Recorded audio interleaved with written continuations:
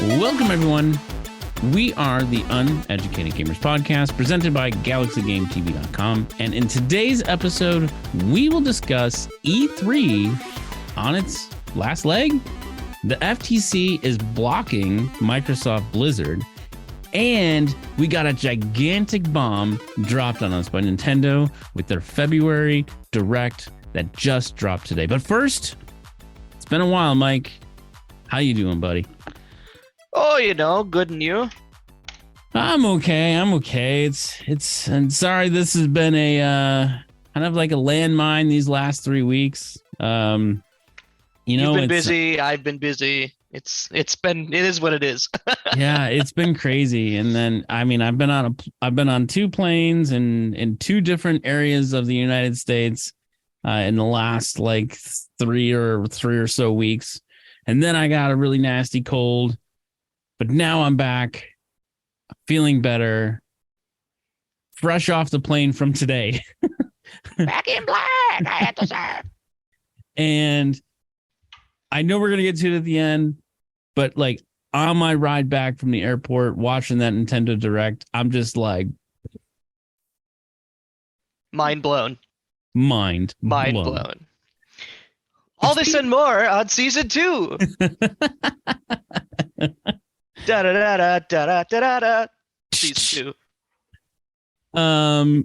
But you know what? Let's start with this E3 nonsense because, and I think if I'm not mistaken, it was me and Joe that got on our soapbox the first season on E3 when E3 2022 got canceled, but they said they were going to do an E3 2023, and we kind of didn't believe it. We just kind of were like, yeah, maybe they do something, maybe they don't, but who's going to show up? And we find out not Sony, not Microsoft, and not Nintendo. So who's coming? Mike, who's left? coming? I think left? What is it? Bethesda had their own showcase, and Assassin's Creed. I'm blanking on the name. Company. Assassin's Creed it's EA and Ubisoft. Ubisoft, thank you. Yeah, Ubisoft, Bethesda, and you said EA usually have their own showcase too. Yeah, EA will have some because Call of Duty, right? Because I think not EA. EA is not Call of Duty. That's Activision. It's Activision. What is the bigger franchise that EA has? Battlefront. It's Star Wars Battlefront. Did they run Battlefield? Was that an EA game? Yeah, that's it. Yeah, Battlefield, Battlefront, and yeah, those kinds of those games. But is that enough to make a 3-day convention? Like, no, you know what those are? Those are the 3 washed up companies that all gamers kind of don't care about anymore. I mean. So some people still like Ubisoft, but it's literally on fire. Most people hate EA and are fed up with Bethesda. Yeah, I mean, hopefully though, Microsoft can snap them into shape. But this E3 thing is also interesting because they are going with a new event organizer. They're using Reed Pop is the new event organizer for E3. Interesting fun fact, Reed Pop also was the company who did the Magic the Gathering Magic 30 event, the infamous Magic 30 event. But they also do other ones. So they do Star Trek in Chicago. They do the Star Wars celebration.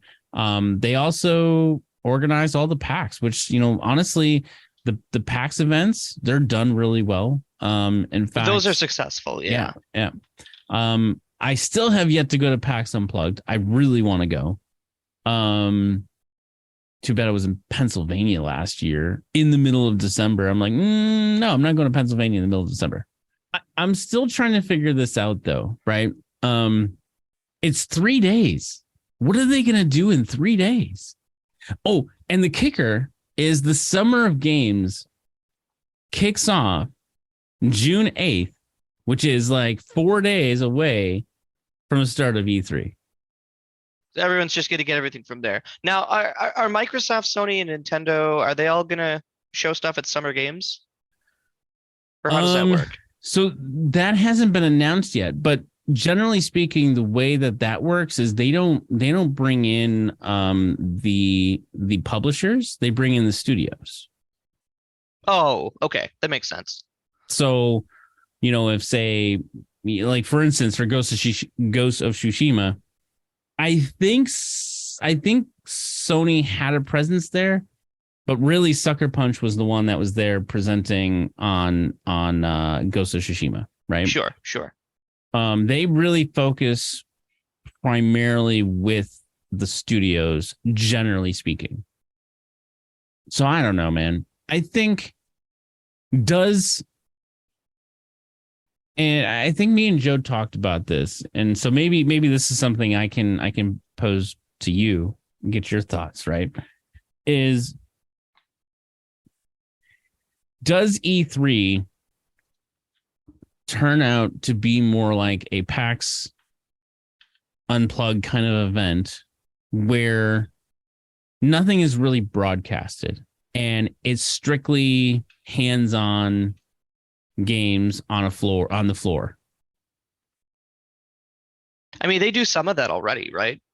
Particularly in the years where they're doing like new console releases, I think is where that becomes more important. Yeah. But yeah, I'm saying, what if it's just we find out exclusively it goes back to like old school E3 to where there's no big presentations. It's all everything on the floor for 3 days. Well, like I said, given the lineup, I can't imagine what else they would do. You're not going to do a whole day for Bethesda and a whole day for EA and a whole day for, what's the other one, Ubisoft? Yeah, no. That's like those 3 shows back to back is an afternoon. Yeah, exactly. There's nothing else to do. Well, because before, like what they did with E3, right? Like Microsoft would go and it would be the whole day, right? And it would be all of the different studios that Microsoft kind of, is under the Microsoft umbrella, right? Same thing with Sony. Yeah. So, like, without those big 3 there, is E3 any different than the Summer of Games or the Game Awards? Not really. And if I'm being honest, at least the Game Awards, like Summer Games, I make sense because their model is just showing off stuff from publishers or from some developers. Game Awards has their own shtick going on. It's a different type of show entirely. They have content to fill. I don't know what E3 is left with that really differentiates itself from Summer Games. Unless that's going to be the place where all the tech demos are, all the new release games to try. But can you make 3 days out of that? Is there enough new content that people are excited about to make that your entire weekend? So here's the statement that was made about E3. Our vision is to reunite the industry by re-establishing the traditional E3 week, bring back that spark, and restore E3's role as truly magical global showcase event for game creators and consumers. So, game creators. What are they going to do? Like a hackathon?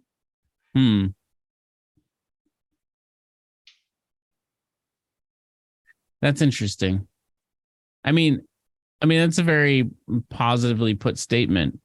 And I guess, reading that statement, and I didn't read that before I asked the question that like me and Joe were talking about is like previously was like, does this go back to old school like E3? But to me, that statement right there just tells it all.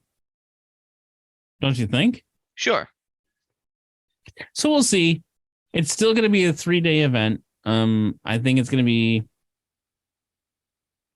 I don't know. I may try to go. I don't know. now that it's going to be open to the public. Because before it was just a professional tech expo, right? Like the people who were there were developers and executives shaking hands and swapping stories. Yeah. So we'll see. We'll see. I still think E3 is dead. I think let's see what ReedPop could do in order to reinvigorate E3, but I feel like it's sight unseen. It's no longer a thing that people are interested in. All right, moving on. Microsoft Blizzard, Activision, whatever we want to call that conglomerate that is trying to basically close this deal now for almost a year, right? Like this has been going on for close to a year, if not more than a year. I'm not really 100% sure, but Microsoft basically got their hand slapped by the UK FTC, blocked, and basically said that they won't approve the merger unless they sell Call of Duty. That's such a weird stipulation. It's weird times, Mike. You're saying that Microsoft is not going to be dangerously monopolistic as long as they don't own Call of Duty. That's going to be the one thing keeping the floodgates together. Yeah, I mean, I think what's interesting when you think about it, right, is and I guess I really didn't think about it this way previously, although I still am not 100%. It makes a whole lot of sense to me, but that's maybe because I just don't understand all the numbers behind this. But if Microsoft has Halo, right? Yep. They have Minecraft. Those are two really big, gigantic games, right? Because Microsoft owns Mojang, right? Yeah, they own Mojang.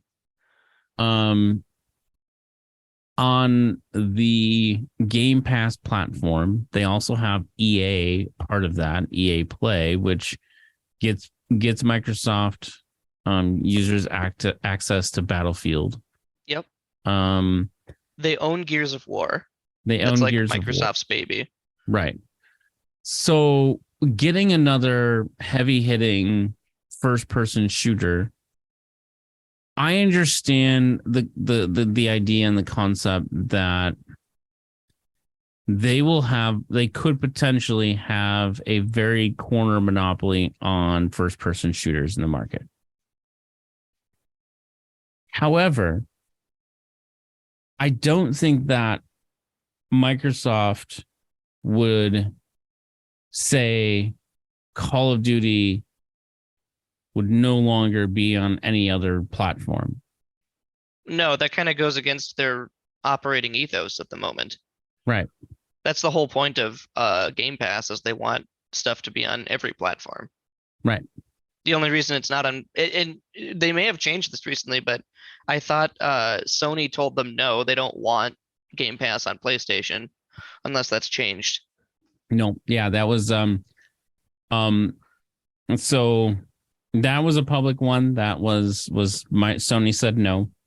There's also been a redacted set of court documents that, unless you know what the documents were before we were redacted, but Nintendo also said no to Game Pass. Yeah.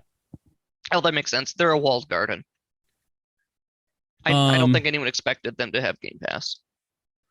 I thought that there was an opportunity there. And I think that would have been a prime opportunity for Nintendo to extend the Switch.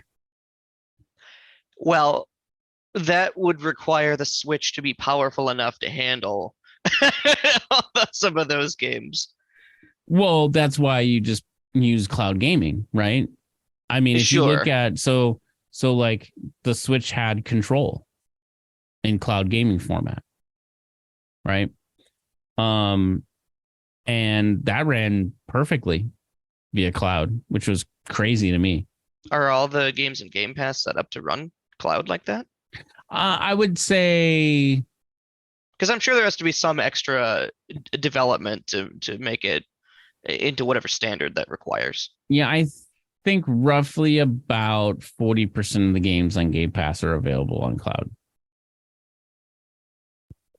So it's a good amount. Like it's not an insignificant amount of games. It's definitely not, but it does leave 60% of the games that Nintendo straight up wouldn't be able to run, most likely. Well, that's fair, but it's also Nintendo Switch. Right. Switch Pro when?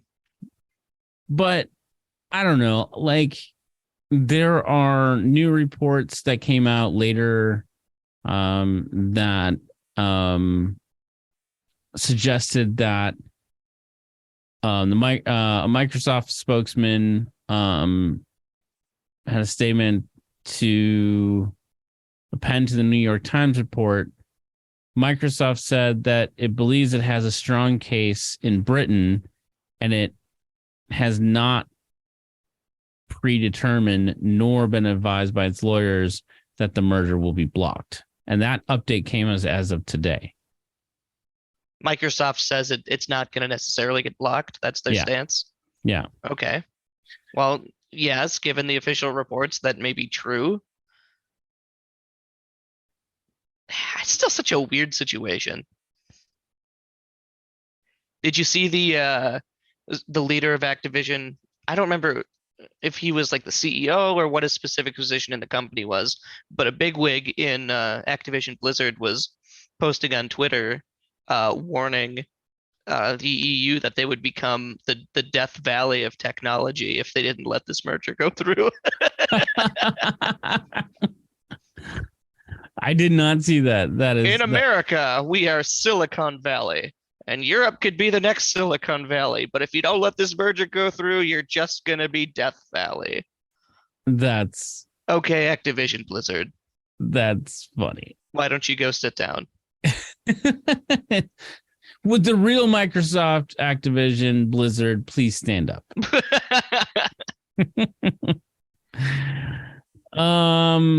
So I think, if I remember correctly, the way that it was stated is Microsoft needed to, or excuse me, Activision, they would proceed to let it go through if Activision would sell Call of Duty. And there was a few other. Let me see if I can find this really quick. Which there's no way Activision would sell Call of Duty. Call of Duty makes them so much money. Yeah, I mean, it's silly. Why would? I mean, to me, that doesn't even make any sense. Why would that even be a reasonable?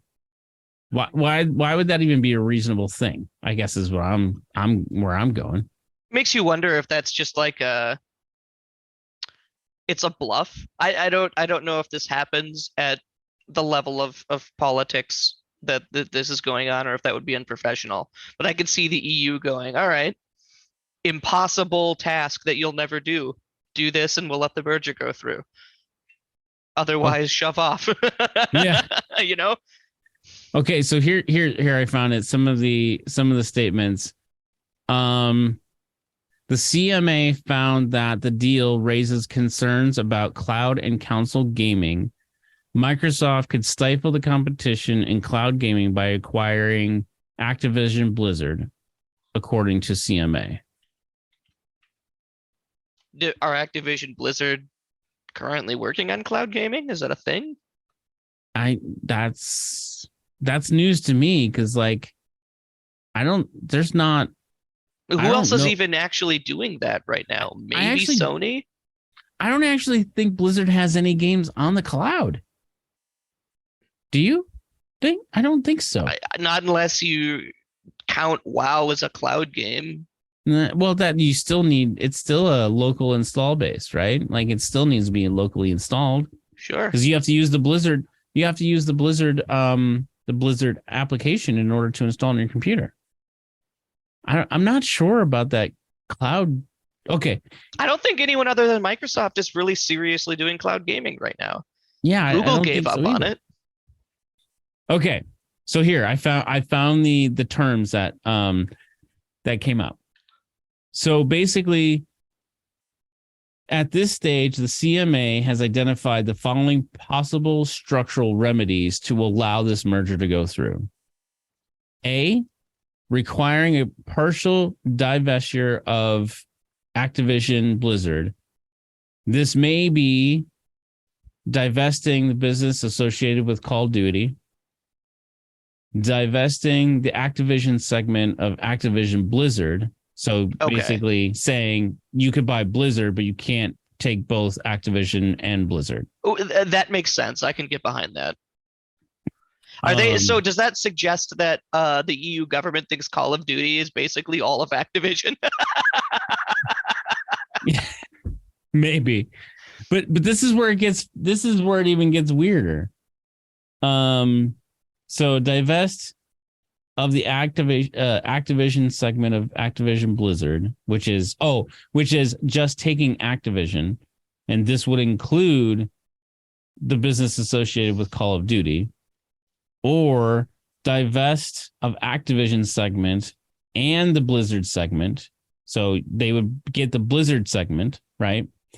But then that would also still include Call of Duty and World of Warcraft.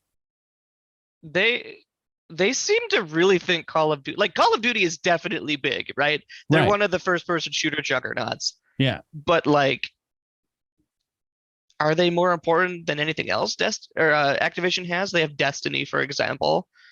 I don't think Destiny is as big as Call of Duty. It's definitely not, but it's something. And it's extra funny. It would be extra funny if Microsoft acquired Destiny back, because it's a Bungie game. Yeah. So are they going to own Bungie again? Is that going to happen? Well, if they take over Activision, yeah. Microsoft buys Activision. They own Bungie again. Are they going to disband 343 Industries and put Bungie in charge of Halo again? Just in the craziest turn of events to make all the terminally online Halo players right. That would be funny. We gave you what you want, terminally online Halo players. And then finally, the last option on here would be prohibition of the merger, meaning they would block the merger. Okay. So I don't know. I mean, I think it's crazy. It's crazy to think that this has been going on for so long and we still haven't got a resolution on this. And I was starting to think that this was never going to go through. Now, according to obviously these reports, that's still, fairly potent, there's a fair amount of potential there that this may still not go through. But I don't know, like the Call of Duty thing is just totally weird. I'm still not.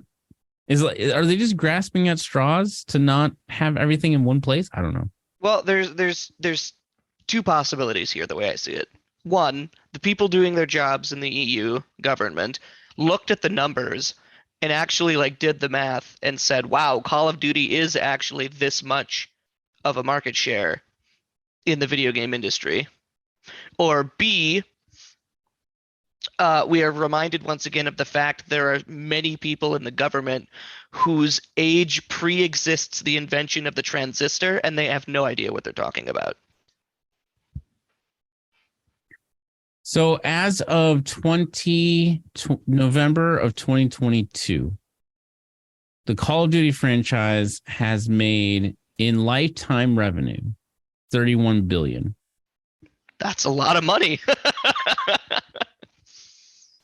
Compare that to the total worth of Activision. I mean, but we're talking about the entire history of Call of Duty, right? Right. However, it's been going on for probably close to 30 years now, right? However, check this out. So in 2021 to 20, in 2 years from 2020 to 2022, Call of Duty raked in over 4 billion Yeah, in everyone's at those home 3 playing years. Call of Duty, the COVID years. Yeah, Yeah. That's a lot of cash, man. That's a lot of cash absolutely. for one game, for one franchise. Excuse me, not one game, but one franchise. It's not far-fetched to see why the EU government would say it would consider that monopolization for you to have something of that magnitude folded into your practice. Call of Duty's 31 billion is more than 4x the total reported net revenue earnings from Grand Theft Auto franchise since GTA 5's release in 2013. GTA earned 7.6 billion in recurring sales and monetization revenues since GTA 5's release. So it's an X4 of the entire life cycle of GTA 5. And this is starting to make more and more sense to me.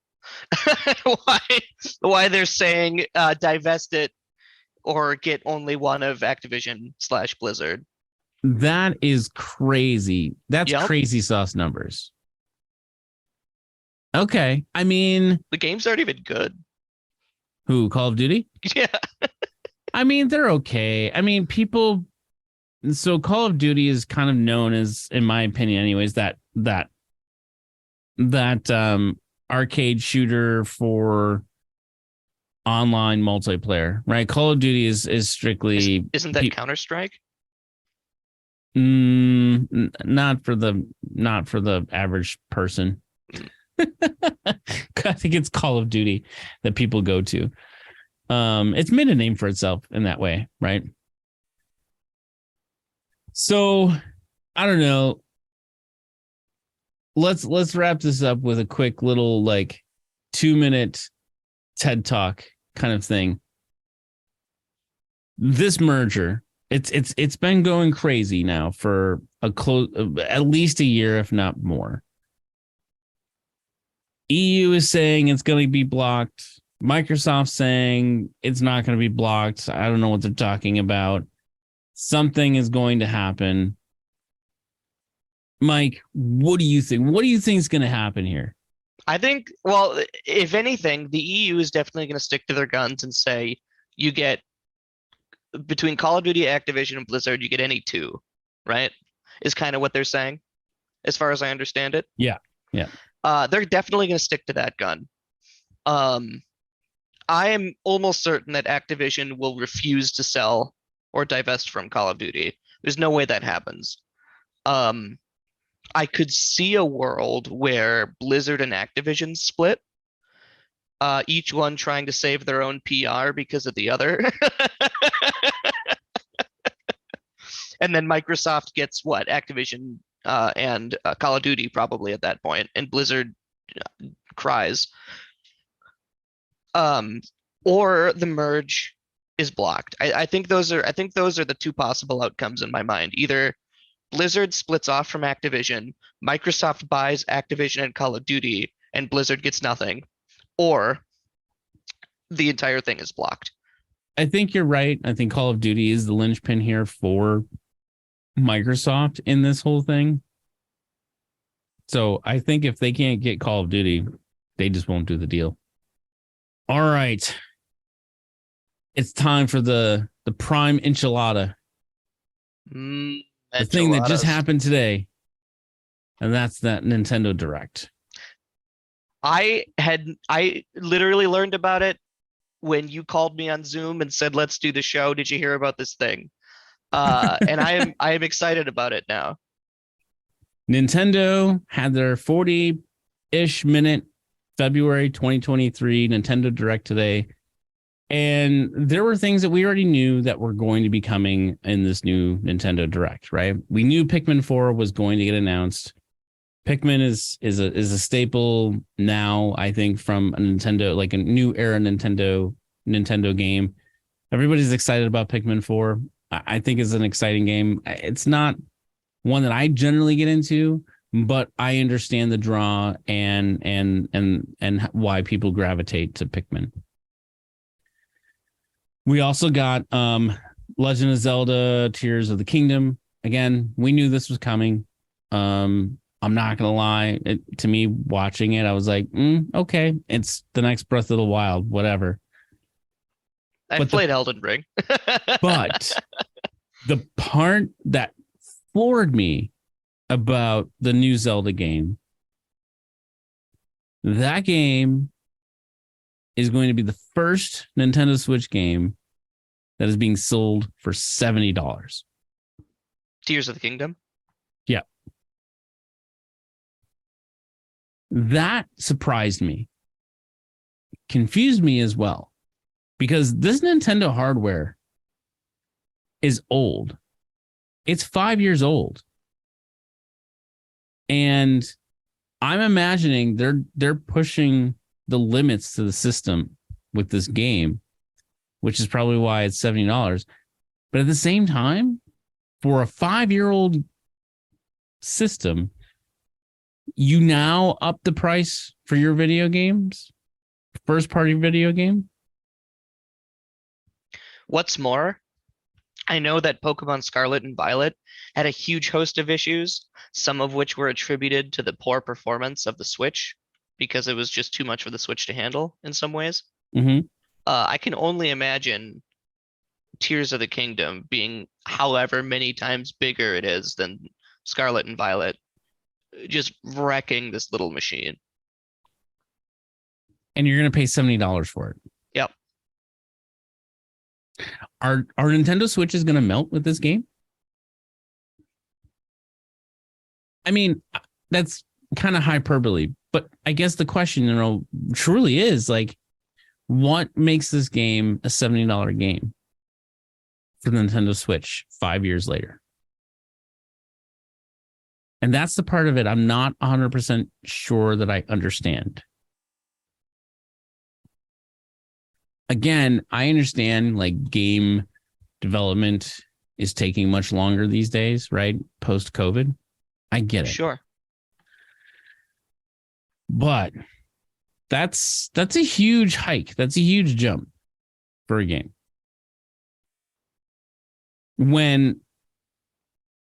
If we already know how Nintendo first party games go, it takes 5 to 6 years. It probably takes about 5 years before those prices start to come down to like $5. Right? We go from $59.99 to $54.99. You probably still buy Mario Kart 8, which was a Wii U game. Yep. For $54.99. Yeah, they don't they don't lower their prices at all. No.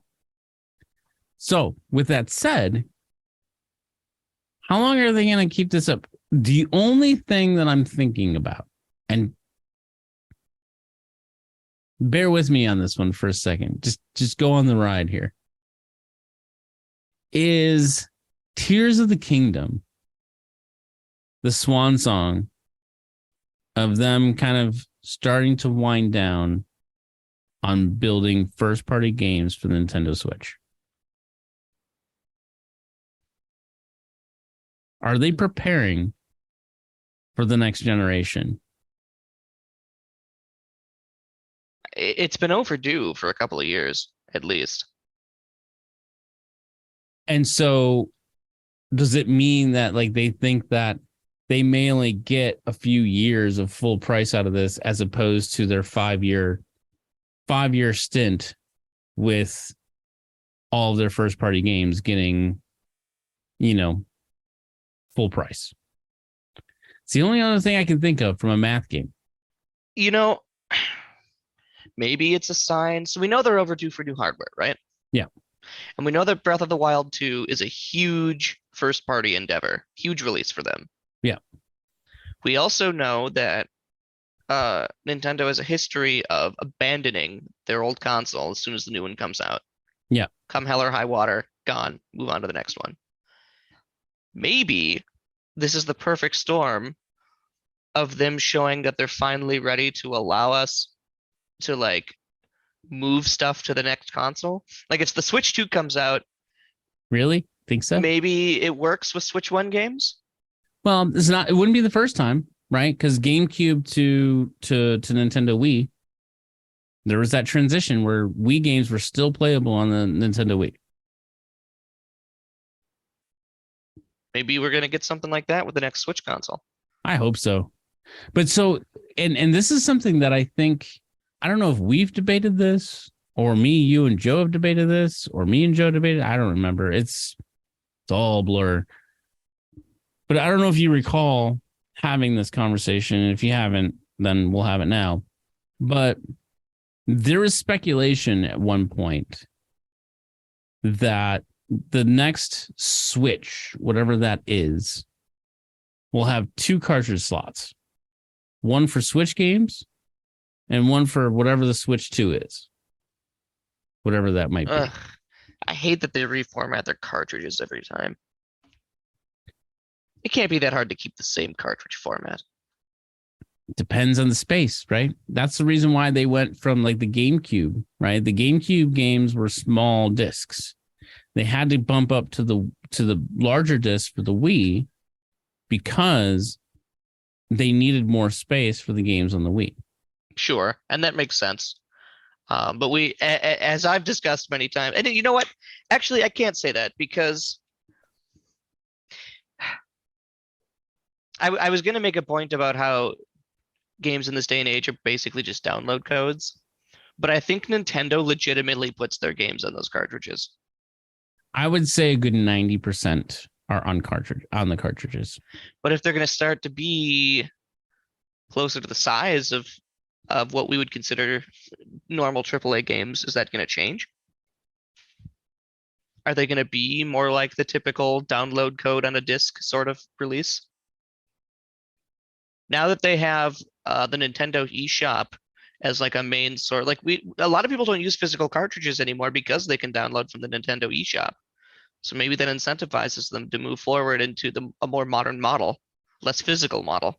Well, the only problem with that is you then start running into the same problem that people from Xbox and PS5 perspective are running into, is space issues.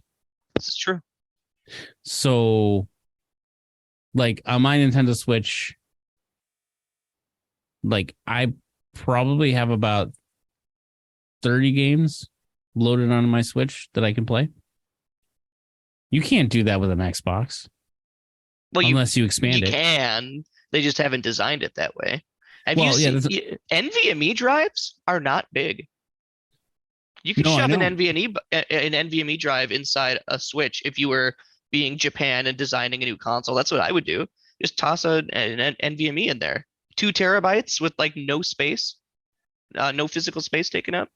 Yeah, I mean, I think yes, I agree. Like I think even the even the PlayStation ones, the PlayStation ones that are soldered in the system, like the console storage themselves, are like those micro. It's smaller than a Post-it note. But the question, the thing about the Switch, right, is not having a fanless system.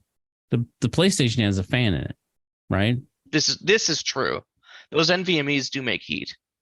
So how do they solve for that problem? And so I think that's why, historically Nintendo doesn't have really large internal storage because of that, right? Because they with the handheld system, they make them, fanless because it makes them lighter, easier to carry, and more portable.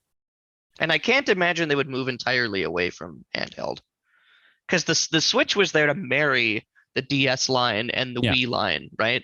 Yeah. To bring the handheld and console together. And it was a fantastic idea. Yeah. I can't imagine they'll move away from that, at least not in the next generation. Yeah, no, fair enough. So I don't know. We'll see. I mean, I think it was something that was really interesting that came out of this. That the new Zelda Tears of the Kingdom was going to be, the first party game that came with that hike, and I'm surprised, I'm intrigued, and I'm curious to see what happens next, because I feel like that's a sign of something, but what that sign is telling us is not 100% I don't think I don't think we can really truly understand what that means just yet. No. But the bomb of all bombs was dropped. And and Nintendo did it in extreme fashion. And I can't believe they actually pulled it off, that it didn't get leaked ahead of time. And that was Metroid Prime Remastered, shadow dropped today digitally on the Nintendo Switch. Clap, clap, clap, clap, clap, clap, clap, clap, clap, clap, clap. I know you have never played Prime. I have not. I've played it. I've actually never played a Metroid game. I've played it to death. I've played this game over and over again. And I'm glowing with excitement. As soon as I saw this, I was just like, I almost pooped my pants. As someone who is a fan of 3D platformers, this looks fantastic. This looks right up my alley. What I find impressive is the fact that it was just a pure shadow drop. And they managed to keep it quiet is the impressive part. Well, and that's the thing. Like, I knew this was coming. Many of us knew that this was coming. But the question is when? I think the other thing that I find very satisfying about it is the fact that they're releasing it for $39.99. They're not releasing 39? Yeah. So like half the price of the new Zelda game? Yeah. And so not full ticket price for a brand new game, which in my opinion, they could technically get for a Prime Remaster game. That is developed by Retro Studios, the company who created it originally. You could essentially ask for $59.99, but no. They're releasing it for $39.99. That's fantastic. Yeah, that's the same price I think as like the Scarlet and Violet Pokemon games, which were a train wreck. Yeah, they were. I'm glad I didn't buy them, but they're a super train wreck apparently. Anyways, I know I've been like yelling into this microphone about Metroid, and I know you haven't played Metroid, but you're gonna have to do it now. It's on my list. This looks like a lot of fun. Metroid Prime really is it was the sort of the introduction of a new way to play Metroid. Metroid was always, and the style of game, the 2D scroller, classic, absolute classic. NES, really, SNES, and after you play Metroid Prime, I would highly recommend play Samus Returns on the SNES, on SNES. And that is by far the quintessential Metroid game. Samus Returns? Yeah. Okay. I'll look it up. And so that is the quintessential Metroid game. And so that one's just a 2D platformer, right? It is, yes. Yeah. And it's really what started, in my opinion, it is the game that started the Metroidvania sort of crossover between like Castlevania and Metroid, and really being its own genre. Yeah, they were really the inspiration for games like Hollow Knight and Ori and the Blind Forest.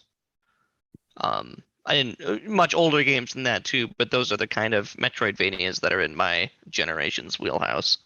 Yeah, and not just to you, Mike, but I think to everybody who's listening, like if you've never played Metroid Prime, this is your time. This is your moment. Like, pick it up, because I'm going to tell you, and just sit there and just enjoy it, because it's a masterpiece of a game. Retro Studios did something that was unique, something that Nintendo initially fought against really hard. They did not think that making a Metroid, a 3D style Metroid, was possible.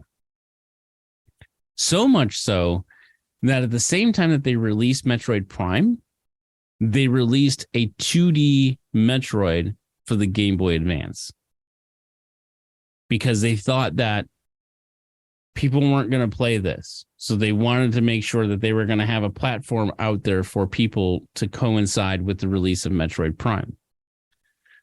And so, if I'm not mistaken, that name of the game was Metroid. Oh, hold on. Metroid Fusion.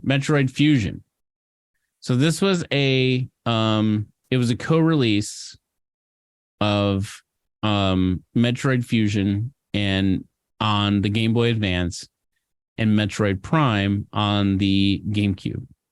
And it was basically because Nintendo thought that people weren't going to like a 3D Metroid. And boy, were they wrong. Would you say that this one that's getting remade is like the best Metroid? I wouldn't say it's the best Metroid. I would say the best Metroid would be Metroid 2, The Return of Samus. Okay. And I would say that because and it was remade for I said the Super Metroid. I said Return to Samus. I meant Super Metroid, which came out on the Super Nintendo SNES. Okay, so Super Metroid is the one I should play. Yeah. Okay. It's by far the best game that the Metroid series has to offer because it is every bit of everything that the first one was and what you wanted more of when after Metroid 2 came out. Metroid 2 was okay. It was like, if you think of what Nintendo perceived of Mario Brothers 2 that came out in Japan, which we eventually got as Lost Levels, that was Metroid 2. It was kind of like it wasn't as same hard. thing, but harder, kind of. Yeah. But Super Metroid, hands down, probably the best. And what's insane about this, right? If you think about it, Super Metroid came out in 94. Prime came out in 2002. That's an 8-year gap between Metroid games. Right? Yep. And the reason is Nintendo, when they were after Super Metroid, and they were starting to move into Nintendo 64, they just couldn't figure out the best way to do Metroid in a 3D space. And they also thought that people wouldn't like Metroid in a 3D space. And then Retro Studios. We have an idea. We can make this happen. And then Metroid Prime comes out and just freaking shatters the whole thing. So, yes, I would pick this up. I think this is probably I'm going to buy it. I own the game. I own the GameCube game. I own it on the Wii with Prime Trilogy. And I am going to buy it on the Switch. All right. Well, I will eventually pick it up and play through it, and I'll let you know if it approaches Croc 2. Croc 2. Croc 2. Oh, man.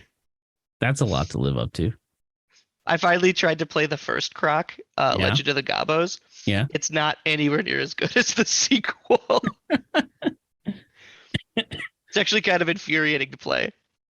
Have you played Dino Crisis in recent? Yes, that's an old memory. I never got through the game. I didn't own it. My friend owned it, so I played it at his house with him. That was they need to remake that game. Why is that game not remade? Like, I can't play it now because to me, playing that game now is frustrating as hell. But at the time, Dino Crisis was freaking awesome, man. It was like a Resident Evil, but dinosaurs. Yeah, exactly. Yeah. Exactly. So. All right. Well, to finish it off. That wasn't too bad. It wasn't too bad. Long extended episode. to finish it off, why don't you say beginning of season 2? What have you been playing? What do you plan on playing this season? Oh, so it's been of a wild ride this year. So I started off the year with Callisto Protocol, and that was a train wreck. And then I took a break and played some FIFA 23 with my son. And then Returnal came out. And I'm gonna tell you, man, Returnal, I can't get enough of that game. So Returnal is kind of like what I'm playing right now. But I'm afraid for the game that just came out that's sitting on my shelf that I have not installed yet. Dead Space. I'm afraid that I'm going to put that game in and people are just going to lose me. Oh my God, the Dead Space remake looks so good. I think I'm gonna do the thing. I'm gonna pay the full $60 launch price for Dead Space, and I'm gonna play it. Really? I know that's yeah. Oh yeah. My brother texted me the other day. He's like, "Listen, you gotta stream this game." So I think I'm gonna pick it up either this month or next, and I'm gonna play it on stream. Nice. Just for you, Alex. So yeah, so those are the new school and old school games that are on my list right now that I'm playing. What about you? I've been making my run through of all the entire mainline Pokemon game franchise. Okay. So I made it through. I played through Yellow and I played through Crystal, which I think I expressed my disappointment in. And I just finished up Emerald, and I'm moving on to Leaf Green, which is going to be super fun.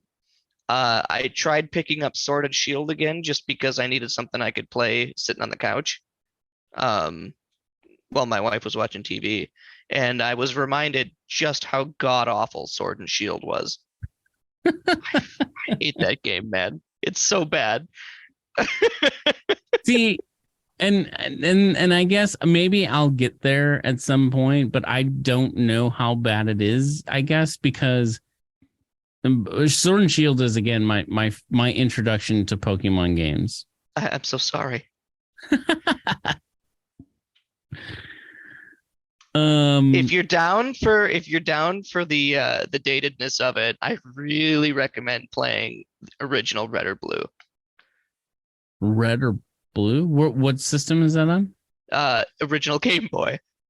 Oh, really? Okay. Yeah. So like OG Game Boy. Okay. Yeah. All right.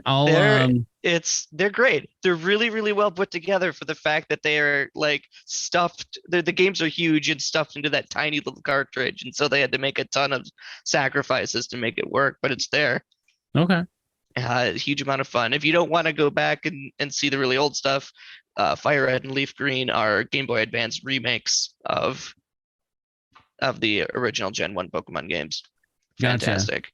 No, I'm not afraid of old school Game Boy. In fact, I went a stint there. I was playing Game Boy, like OG Game Boy Tetris for a while. To me, oh yeah, Game Boy Tetris was the shit, man. Like, forget that. Forget Nintendo, like NES, like color, like no, the Game Boy was the way to play Tetris back in the day. Yep. Thanks for listening to our most recent episode of Uneducated Gamers. You can go to Galaxy Game TV to post comments on each of our episodes, or if you have a question or a topic you would like us to include in an episode, feel free to leave a comment. Until next week, we bid you farewell.